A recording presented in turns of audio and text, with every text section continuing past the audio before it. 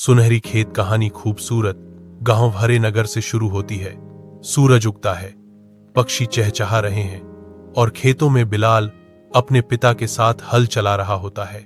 बिलाल कहता है, अब्बा, एक दिन मैं ऐसा बीज उगाऊंगा जो कभी मरेगा नहीं। आमना मुस्कुराती है, पहले समय पर उठना तो सीख लो वैज्ञानिक साहब। चाचा इकबाल बच्चों को बताते हैं कि उनके दादा ने एक बार सुनहरी खेत उगाया था, ऐसा खेत जो पूरे गांव के लिए खुशहाली लाया था।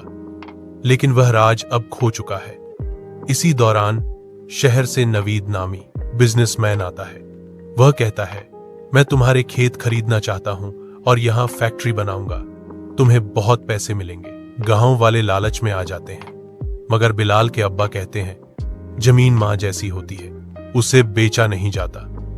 नवीद गुस्से में आकर चाल चलता है। वह गुप्त रूप से जहरीला पदार्थ खेतों में डलवा देता है ताकि फसलें बर्बाद हो जाएं। फिर कहता है, अब तुम्हारी जमीन का कोई फायदा नहीं, बेच दो। सब मायूस हो जाते हैं। एक दिन बिलाल को जंगल में जख्मी बंदर चांदो मिलता है। वह उसकी मरहम पट्टी करता है। चांदो हंसते हुए बोलता है, मैं तुम्हारी मदद करूंगा, बशर्ते कि मुझे रोज दूध मिले। चांदो बिलाल को एक खुफिया सुरंग दिखाता है जो पुराने चाचा इकबाल के दादा के खेत तक जाती है। वहां एक पुरानी तख्ती लगी होती है जिस पर लिखा है, जमीन तब सोना उगाती है जब इंसान की नीयत सच्ची हो। बिलाल समझ जाता है, असल सुनहरी खेत ईमानदारी और मेहनत से बनता है, न कि किसी जादू से।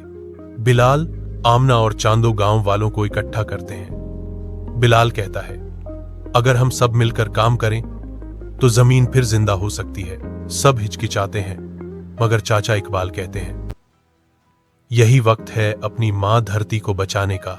सब लोग मेहनत से खेत साफ करते हैं, नए बीज बोते हैं और दिन रात काम करते हैं। चांदू अपनी शरारतों से सबका दिल बहलाता रहता है। दूसरी तरफ नवीद गुस्से में आकर बारिश रोकने वाला जादू इस्तेमाल करता है। नादिर की मदद से जमीन सूखने लगती है। नादिर को जमीर मलामत करने लगता है। वह बिलाल के पास आता है और कहता है, मैंने गलती की, नोविद ने तुम्हारी जमीन बर्बाद करने का मंसूबा बनाया है। बिलाल, आमिना और चांदो रात के अंधेरे में नोविद के गोदाम में घुस जाते हैं। वहां एक मशीन होती है जो बादलों को रोक रही होती है। चांदू अपनी पूंछ से मशीन का बटन दबाता है और आसमान से बारिश बरसने लगती है। दर नवेद गुस्से में चीखने लगता है, मगर नादिर उसका हाथ रोक लेता है। यह जमीन तुम्हारी नहीं, इन सब की है। नवेद भाग जाता है, बादल छटते हैं और खेत सुनहरे हो जाते हैं। सुबह सूरज निकलता है और गांव के खेत सोने की तरह चमक रहे होते हैं। सब खुशी से नारे लगाते हैं, यह है हमारी मेहनत की रोशनी। चाचा इकबाल कहते हैं, यह सुनहरी खेत जादू से नहीं, ईमान, एकता और सच्चाई से उगा है।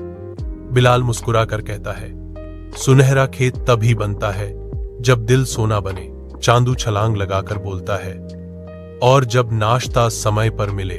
पूरा गांव हंसने लगता है और कहानी खुशी के गीत पर खत्म होती है। सबक, जमीन और मेहनत का कोई नामुल बदल नहीं।